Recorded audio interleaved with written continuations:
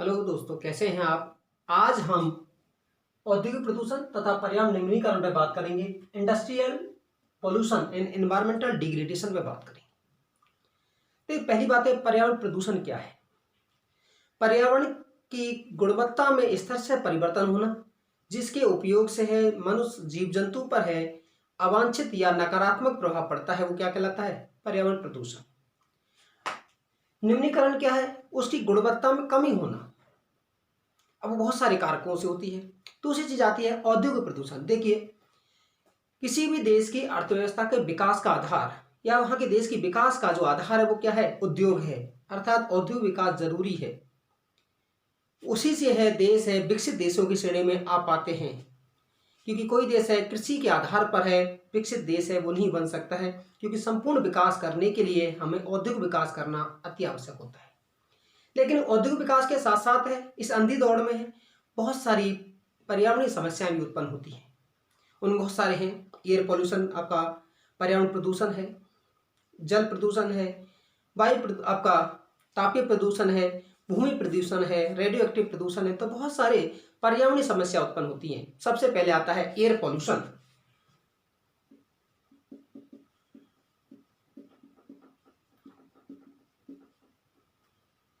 आपका वायु प्रदूषण।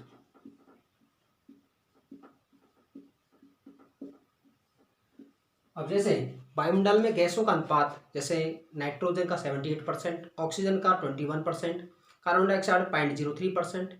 यदि इसमें असंतुलन उत्पन्न होता है तो पर्यावरण प्रदूषण माना जाता है। अब उद्योगों का जब आवश्यकता अधिक है तो आपका जो खनिज ईंधन है अर्थात जीवाश्म ईंधन का उपयोग क्या किया जाता है, अधिक किया जाता है, जिनसे बहुत सारे कार्बन डाइऑक्साइड है, कार्बन मोनोऑक्साइड है, सल्फर डाइऑक्साइड जैसी गैसें हैं, वो उसका निष्कासन होता है।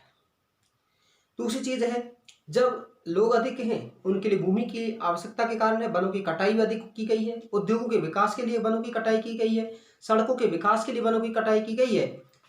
तो पर्यावरणीय समस्या है वो क्या हुई, आपकी गंभीर हुई।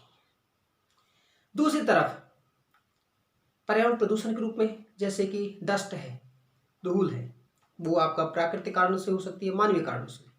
गैसों का उत्सर्जन है आपका प्राकृतिक कारणों से भी हो सकता है, जैसे ज्वालामुखी क्रिया है, बहुत सारी गैसें निकलती है, सल्फर डाइऑक्साइड है, नाइट्रोजन ऑक्साइड है। तो इस तरह की जो गैसें निकलती हैं, आपके धूम कोहरा है, स्मॉग अर्थात आपका कोहरे के साथ जब आपका इंडस्ट्री से निकलने वाला जो प्रदूषक पदार्थ है तो वो वातावरण को क्या कर देता है, आपका प्रदूषण कर देता है, जिससे सांस संबंधी बीमारियां हैं वो आपकी अधिक होती हैं। प्रदूषण फैलाने वाले अधिकांश उद्योग आपके जो खासकर जीवाश्म ईंधनों का प्रयोग है आपका अधिक करते हैं, जिससे सांस संबंधी बीमारी है वो आपकी अधिक होती है। नेक्स्ट है जल प्रदूषण। देखिए, वाटर पॉल्यूशन, जल में अवांछित पदार्थों की मात्रा का मिलना जिससे उपयोग करने से है मनुष्य और जीव जंतु पर विपरीत प्रभाव पड़ता हो, वो क्या कहलाता है, जल प्रदूषण कहलाता है। अब बहुत सारे उद्योग हैं जो कि जल प्रदूषण को करते हैं, क्योंकि उद्योगों से निकलने वाला अपशिष्ट, जब उद्योग आपका जल में मिलता है, स्वच्छ जल में, तो उसे नदियां हैं या जल है प्रदूषित होता है।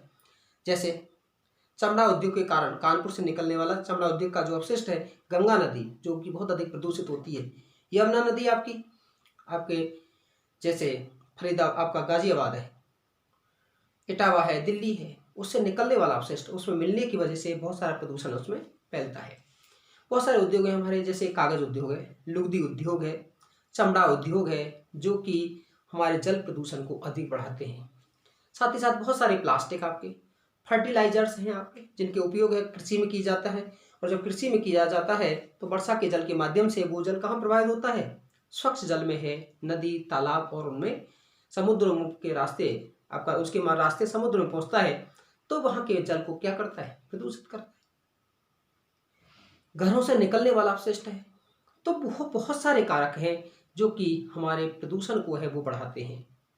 नेक्स्ट है, इसके संदर्भ में बीमारी की बात करें तो जल प्रदूषण से जो आपकी हैजा है, पेचिस है, पीलिया है, पेट जनित बीमारी है, डायरिया है, वो आपका सब किससे होती है, आपकी जल प्रदूषण के कारण होती है। नेक्स्ट आता है तापीय।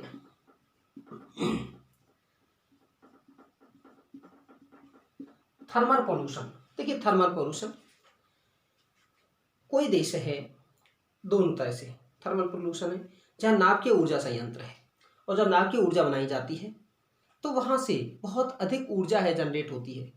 जैसे हम मान लीजिए कहीं परमाणु परीक्षण किया गया, वहाँ बताया जाता है कि टेम्परेचर है आपका 10,000 डिग्री सेंटीग्रेड तक बढ़ जाता है। नाभिकीय ऊर्जा जहाँ आपकी उत्पादित की जाती है, हम भी बताते हैं कि 3 से 4,000 डिग्री टेम्परेचर बढ़ जाता है। यदि वो आपका ठंडा करने में वो जल को कहीं समुद्र में मिलता है तो वहाँ बहुत सारे जीव जंतुओं को है वो आपका समाप्त करता है। दूसरी चीज़ है कि इससे निकलने वाला जो आपका रेडिएशन है वो वहाँ बहुत सारी बीमारियों को वो जन्म देता है। अर्थात कुछ बीमारी हैं जहाँ आपकी जन्मजात बीमारियाँ हैं या जन्मजात विकार संबंधी हैं, अर्थात बर्थ जो आपके डिस्टर्बेंसेज हैं वो आपकी बीमारी हो जाती है। आपका दूसरी हम बात करते हैं मिसकरेज की घटना है वो आपकी हो जाती है। तो बहुत सारी जो बीमारियां हैं वो हमारी जल जनित होती हैं, सॉरी आपका तापीय प्रदूषण के कारण होती हैं। फिर है बहुत सारा कूड़ा करकट है, पैकेजिंग का सामान है वो आपका इससे निकाला जाता है, तो बहुत सारी बीमारियां इनसे होती हैं। दूसरी ओर जो मलबा का ढेर है, आपका कूड़ा करकट है, पानी के साथ है भूमि के आंतरिक वाले भाग में जाता है जो कि भूमि की उर्वरा शक्ति को बढ़ाता है। नेक्स्ट है नॉइज पोल्यूशन, आपका ध्वनि प्रदूषण।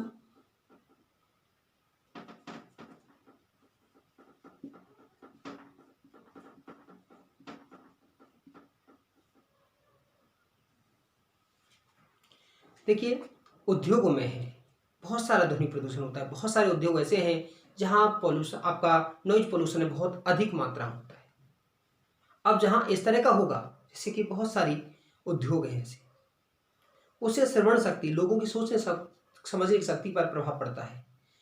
हमारा उनकी जो मानसिक अशांति है वो आपकी अधिक होती है।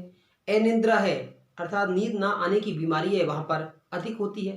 तो इस तरह का है प्रदूषण है, इससे हार्ट अटैक भी आपका हो सकता है। तो ये ध्वनि प्रदूषण जो कि ये उद्योगों के कारण आपका होता है। नेक्स्ट है पर्यावरण निम्नीकरण की रोकथाम, इसके कैसे रोका जाए।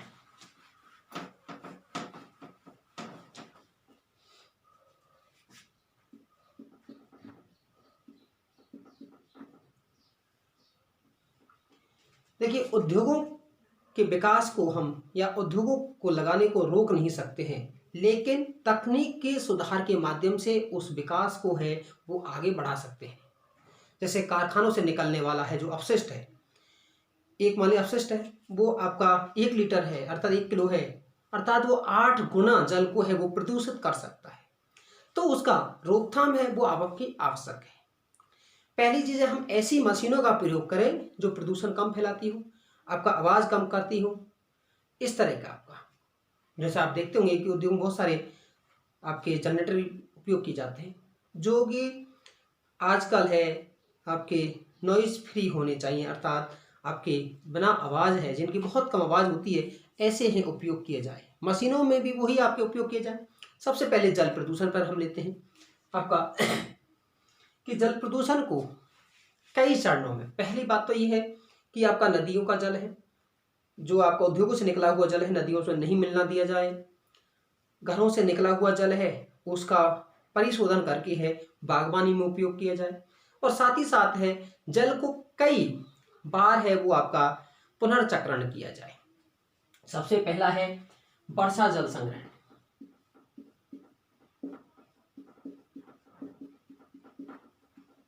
वर्षा जल संग्रहण किया जाए। यदि वर्षा जल संग्रहण किया जाए तो हमारा जल प्रदूषण की समस्या को है वो समाप्त किया जा सकता है।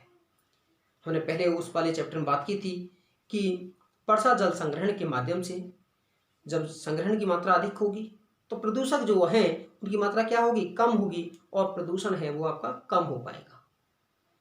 दूसरा है कि उसमें सबसे पहले छानने की प्रक्रिया की जाए, अर्थात मोटे मोटे पदार्थों को अलग किया जाए।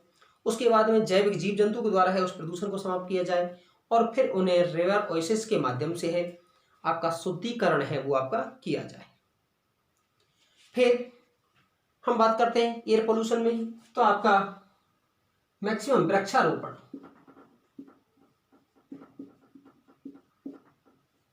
वृक्षारोपण किया जाए। आपका व्हीकलों में है आपका फिल्टर है, साइलेंसर पर है, फिल्टर का उपयोग किया जाए।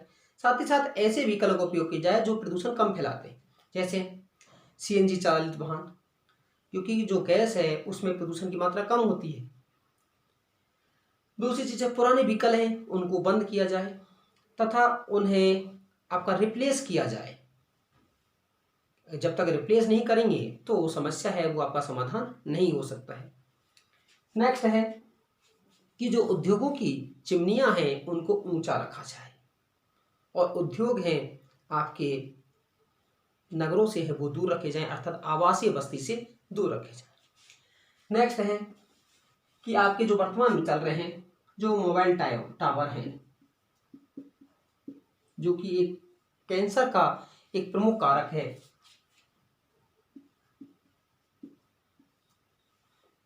आवासीय बस्ती से थोड़ा दूर तथा जिसकी रेंज है वो आपकी कम रखी जाए, जिससे इस तरह का प्रदूषण है आपका कम किया जा सके। आपका नाभिकीय प्रदूषण अर्थात नाभिकीय जो आपका ऊर्जा है उससे निकलने वाले अपशिष्ट को है वो आपका दूर क्षेत्र में है और अच्छी तरह से है वो आपका दबाया जाए, अर्थात उसका परिशोधन है, अर्थात उसका निस्तारण है वो आपका किया जाए। कृषि में है कम कीटनाशक होगा, अर्थात जैविक कृषि को है वो आपका बढ़ावा दिया जाए।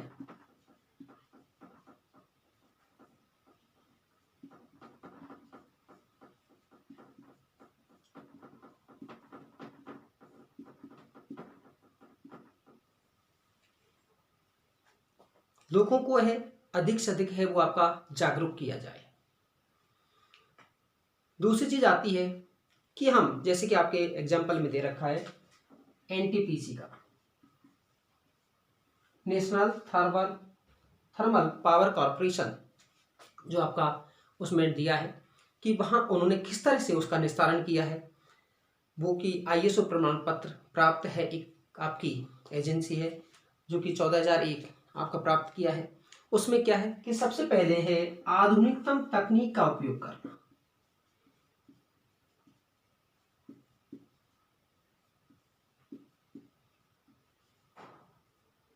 अब आधुनिकतम तकनीक का उपयोग करेंगे तो प्रदूषण है वो क्या होगा आपका कम होगा। जैसे कि हम बात करें, हम ऐसी तकनीक का इजाद करें जैसे हाइड्रोजन चलने वाली व्हीकल हैं, वो हम जैसे हमने अमेरिका के साथ में समझौता किया कि 2020 में है हाइड्रोजन तकनीक से चलने वाले हैं व्हीकल हैं वो आपके लाए जाएंगे, जो कि कहते हैं कि प्रदूषण मुक्त व्हीकल हैं वो आपके।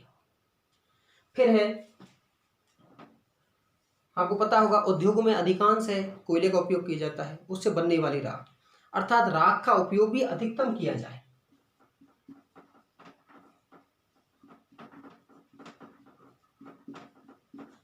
अधिकतम करना जिससे पर्यावरण प्रदूषण है आपका कम से कम हो।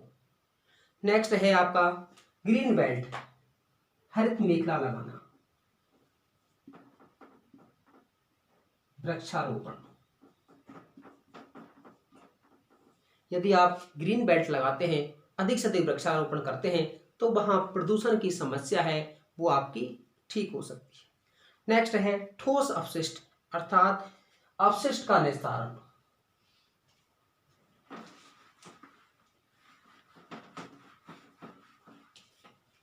जो निकलने वाला है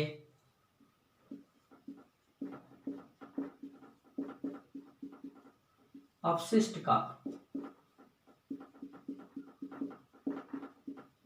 निस्तारण किया जाए।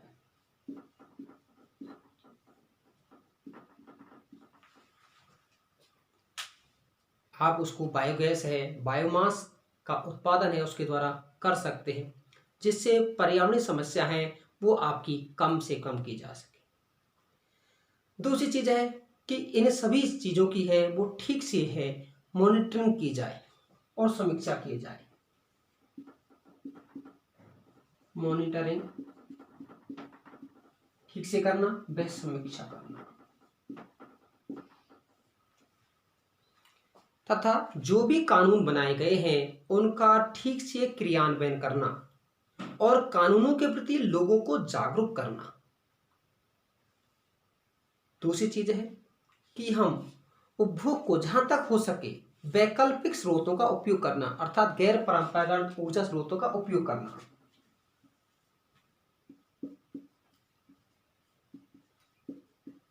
परंपरागत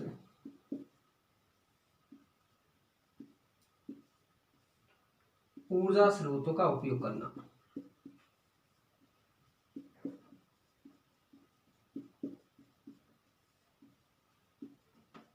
जैसे सौर ऊर्जा है, पवन ऊर्जा है, भूतापीय ऊर्जा है, आपका जो बायोगैस है, बायोमास है, ज्वारीय ऊर्जा है, उन स्रोतों का अधिक से अधिक उपयोग करना जो कि आपके सतत हैं अर्थात कभी समाप्त ना होने वाले संसाधन हैं। साथ ही साथ है प्रदूषण मुक्त अर्थात पर्यावरण अनुकूल संसाधन है जिससे पर्यावरण प्रदूषण को है हम रोक सकते हैं अर्थात पर्यावरण निम्नीकरण को रोका जा सकता है। ये था हमारा पर्यावरण प्रदूषण को निम्नीकरण को रोकने के उपाय। कैसा लगा आपको? आप ज़्यादा से ज़्यादा लाइक शेयर सब्सक्राइब कीजिएगा। धन्यवाद।